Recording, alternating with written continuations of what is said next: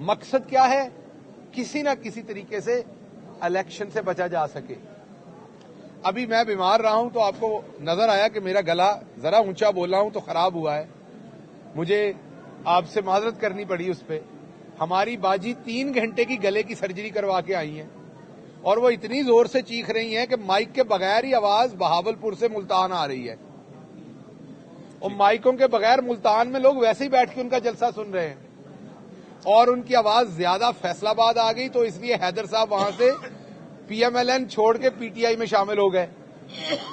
वो वहां से आई थी बेचारी, देखें कितनी मुसीबत में वहां से चली हैं। एक बीमार बंदा जो 3 घंटे की सर्जरी करवाता है, जो सर्जरी सिर्फ दुनिया के 2 मुल्कों में होती है और दुनिया के किसी मुल्कों में नहीं होती। मुझे लगता है बाजी जैसे शहरी पाए ही उन 2 मुल्कों में जाते हैं, बाकी तो इंसान है ही नहीं। तो अगर बाकी जगहों पे ये हमारा कैमरामैन जो है इसको भी वो गले की तकलीफ हो सकती है, लेकिन क्योंकि ये उस तरह का इंसान नहीं है, ना वो ना मैं, तो हमारा इलाज करने के लिए यहां पर फिर अस्पतालों ने वो वाली सर्जरी रखी नहीं है। ये बाजी जेड़ी तुहाडी सर्जरी है ना, ये मकर दी सर्जरी है बुनियादी तौर पर।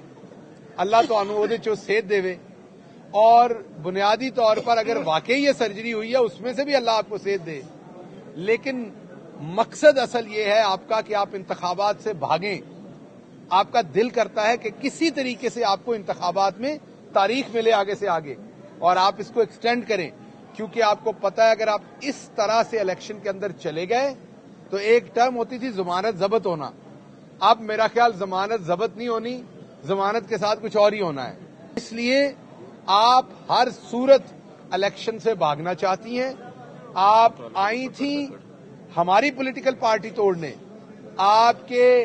हमारी तो आप बहन हैं, हमारे लिए काबिल एहतराम हैं।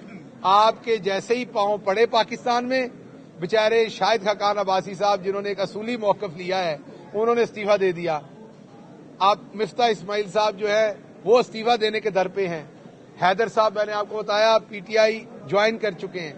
आपके बेशतर और एमपीए एमएनएस जो हैं वो आना चाहते हैं पीटीआई में, लेकिन यहां पर भी मसला ये है कि हमारे तो पहले बहुत सारे लोग हैं जो आपस में टिकटों पे लड़ रहे हैं, तो हमारे पास जगह नहीं है उस जगह पे एडजस्ट करने की। तो बाजी आप पार्टी तोड़ने आई थी, लेकिन आपने आवाम से झूठ बोला है। आप बिल्कुल पॉलिटिकल पार्टी तोड़ने आई थी, लेकिन उस पॉलिटिकल पार्टी का नाम पीटीआई नहीं है जिसको आप तोड़ने आई थी, उसका नाम पीएमएलएन है जिसको आप तोड़ने आई थी। और मैं आपको मुबारकबाद देता हूं कि हमेशा की तरह आपने बड़े शानदार तरीके से पॉलिटिकल पार्टी को तोड़ दिया है। जी मैंने कह दिया कि हमारे जो बहादुर आवाज। अच्छा, एक बात रह गई जो बहुत जरूरी है। आमिर सईद रां जो हैं वो इस बार के सेक्रेटरी रहे हैं जहां मैं खड़ा हूं हाई कोर्ट में। वो एक बड़े मुअज़्ज़ज़ वकील हैं, वो इस टाइम काबिल गिरफ्त हैं। मेरी सिर्फ इस्तदा अदालतों से यही है कि उनके मुताबिक, कानून के मुताबिक उन पर कार्रवाई हो और उनकी जल्द जो है बाजियाबी हो सके, ताकि वो भी अपनी फैमिली के साथ वक्त गुजार सके। आपने कहा है कि इलेक्शन करवाए जाए, चीफ इलेक्शन कमिश्नर पर आपका एतमाद है, आप उनके अंडर इलेक्शन करना चाहते हैं? देखिए, बात यह है कि 90 दिन के अंदर जो इलेक्शन है वो आइन कहता, मैं नहीं कह रहा। आपने कहा आप कहते हैं इलेक्शन करवाए जाएं, जो आपका आइन है वो कहता है 90 दिन के अंदर इलेक्शन कराएं। उसके अंदर कोई और ऐसी चीज शामिल नहीं है कि इसलिए कराएं या उसलिए कराएं।